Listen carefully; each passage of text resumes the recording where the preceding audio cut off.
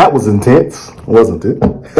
So luckily, nothing was located. It was actually my neighbor throwing 50-gallon buckets over his deck, and I thought it was my door. Whew. So yeah, I found nothing disturbed in my home. But what if I came down the stair and the front door was kicked open, the window was open here in the dining area? What would I have done? Am I now in the mindset of, hey, somebody came in, do I hold what I have, get on my phone and call the police? Or do I now start transitioning into room clearing, where I'm actually clearing the room? Now, what I was doing in the video was not me clearing the room. It's more just kind of going through to try to see what was what. See if somebody was really inside, see if, there was any kind of damage to the window. Mainly to see if the windows and doors were secure. Because to me, in my home, I know my home, if the doors and the windows are secure from what I'm seeing, nobody's on that level. I was on the top level, that's where I came from, nothing was up there. The windows and doors are secure on this level, and you see me going downstairs, those are secure. So my mind is telling me, maybe nothing come in, let's try to think further through this. Also, it's good to consider, do you have kids or family members coming home? Is there a pet that's roaming around that can make these noises? Are there other type of things that we need to pay attention to, so we're not rolling around with this thing and pointing it at or around things that it doesn't need to be pointed at, right? It goes into those 4 cardinal rules of gun safety. So when you were trying to look for things, and it's easier when you know that your family's asleep, right? Or your family's not home, everybody's asleep for nap time during the day, like in some of the videos I posted, or the clip I posted. But if I encounter my kids, what am I going to do with my kid? Me, personally, the family's going to go in one room, the bedroom that I came out of, wife, 2 kids, the partition, the pear tree will all go there, and that's where they're going to stay, right? But when you go downstairs, you don't want to point the gun at old grandma who's staying for the weekend. You need to remember that he or she may be there, right? I got to sneeze, but it's not coming out. What if you do find someone? What are you going to do? Are you going to neutralize that threat? Are you going to give commands, try to tell the person to leave? Or are you going to call 911? These are things that you need to gauge in your mind. It's not something that I can tell you. I'm just giving my opinion of these situations. So it's something that you're going to have to figure out. If you do have to engage that threat, do you have a tourniquet around? Do you have a med kit? Are there more people around? Are you going to stand back and wait until police and EMS come? Are you going to help? And these are things that you need to consider. You need to do the right thing, do the legal thing, depending on your state, depending on how you are morally. But I'm always one preaching the right thing. So make sure you're doing the right thing in these moments, because when it comes, it's going to be really wild and really crazy. So think about that. Consider it. But I got a word real quick. Shout out to the fine folks at Cyelee Optics for supporting this channel. Much appreciated. I'm going to put some links down in the description for you all to go and find them. They got some fantastic optics, fantastic holsters, many things to suit your needs. So go check them out. And also, is your family trained for this situation? If you hear that bump in the night or the bump in the day, what is your wife going to do, or your husband? What are your kids going to do? Do they know that, hey, I need to go into this room? Do they know that it's my job to get on the phone? It's my job to have a weapon as well. While dad goes down the hallway, me as mom going to sit here with the weapon, have it here just in case something gets past dad, and I can protect myself and the kids, those things. Do we have numbers to family members on speed dial to say, hey, this is going on, just let you know, right? Do you know the non-emergency number to your local police department and fire department and EMS, right? 911 in this situation will work, but it may be something you think about where, hey, you heard a bump, but it's actually somebody kicking your fence outside. So it's no one's trying to come in your house. No one's trying to harm you, but there's somebody on your property that needs to be addressed. Are you going out there, or are you going to call the police? Do you want to call 911 or use the non-emergency number? So that may be wise to look at. Sorry, my messages keep popping up. So in this scenario, I didn't practice any room clearing. That may be something in a different video. But you also want to consider when you're going to these rules to make sure your home is secure, make sure no windows are broken, no doors are open. Be cognizant of each room, each corner. So you see the part that I have the light on my rifle. and you don't see it going with my eyes. Do trust my eyes were going like this in the room. Is it better to have your weapon follow your eyes? Yes, 1000%. But for what I was doing in this moment, my reasoning was to just confirm that each entry point to this level was secure, in which it was. If I came down those stairs and that front door was busted wide open, we're in a different ball game, and I'm actually clearing each room 1000%, moving slowly and precisely and making sure I get this done. Because I know my house. My house is not a giant warehouse where I need to go ahead and do this stuff slowly and methodically, but get through the rooms, so I can get to the different levels. So this is a smaller place and I can make it happen, right? So this is my thought. If you hear that bump, certain things to consider. Again, these are just my opinions, and I'm telling you to go out there and pull your weapons out and go run around your house, find stuff. I'm not telling you to. These are just my opinions and options, things to consider when you're trying to do some of these things. Be safe, be smart. If you're going to carry a weapon around your house, a handgun, make sure it's something that's reliable. Make sure it's something that has an adequate amount of rounds in it, because you never know how many threats may present themselves. This is my Glock 19, has 15 rounds right here, and I have a spare mag, all that jazz. So this may be one, depending on where I am in my house, if I hear that bump. Or you may get that longer weaponry that I had in the first part of the video that has the 30 round magazines and a spare mag, or 2 or 3 or 4.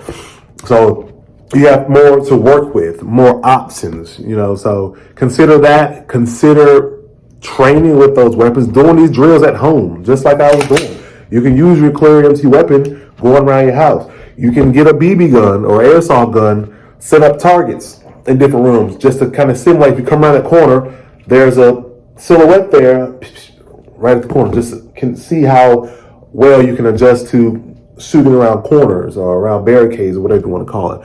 Things of that nature. Make sure you put them up. Make sure they're safe and away from the youngsters. Make sure your spouse is able to easily maneuver with the weapon. Have her or him train with it. This Glock 19 may be fantastic for you, but if your wife isn't familiar with it, the size is too big for smaller hands, it may be not the best thing to have around when it's what someone in the house needs to grab to protect the family, right? So get everyone well acclimated to the weaponry of choice in the home. So those are my few points on this. I hope you enjoyed it. I'm coming to you later with some room clearing techniques or tips, but just to get your gears turned, if you hear that bump, do you want to hide? Do you go out and look? Me personally, I think it's going to depend. It may be something like this where I'm looking around just to make sure things are secure. We hear stuff all the time in this neighborhood, like explosions and stuff. There's like a training thing, a training facility around the corner or something where we hear random stuff. There's this group. They're like, "Hey, did y'all just hear that?" Like it's wild. So usually it's stuff outside the home. So that's why I go at it the way I go at it. Now, some people, like in your house, you may know that if you hear something, it's definitely in the house. You may respond a certain way, but this is the way I responded in this manner, and I'm glad everything is safe. Also, let's consider some types of lines of defense for your home. You hear that bump, but you know that you have an alarm system that has glass break sensors,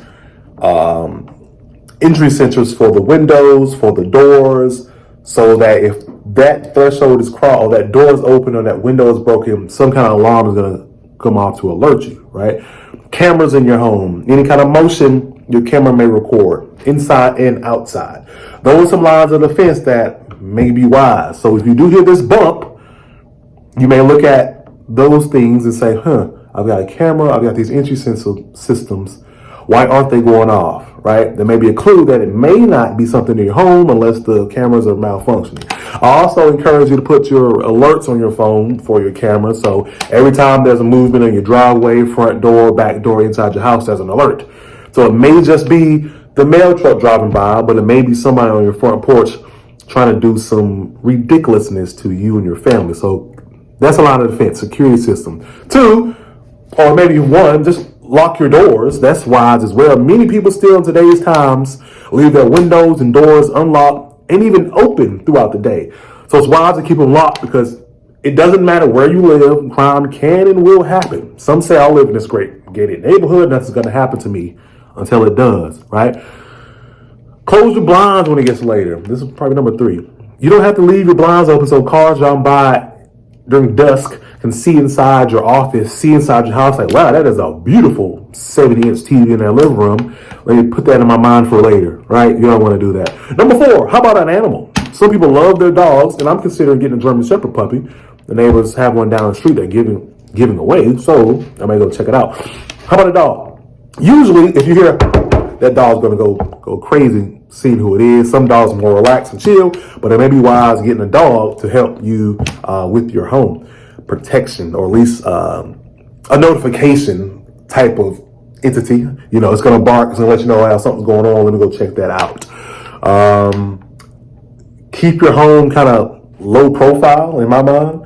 To me, I hate having the kids' toys out. I tell my wife, we always want to put it. I don't want people to know that I have a whole bunch of kids running around. You know, I don't have any kind of Second Amendment stuff hanging, any gun stuff hanging outside.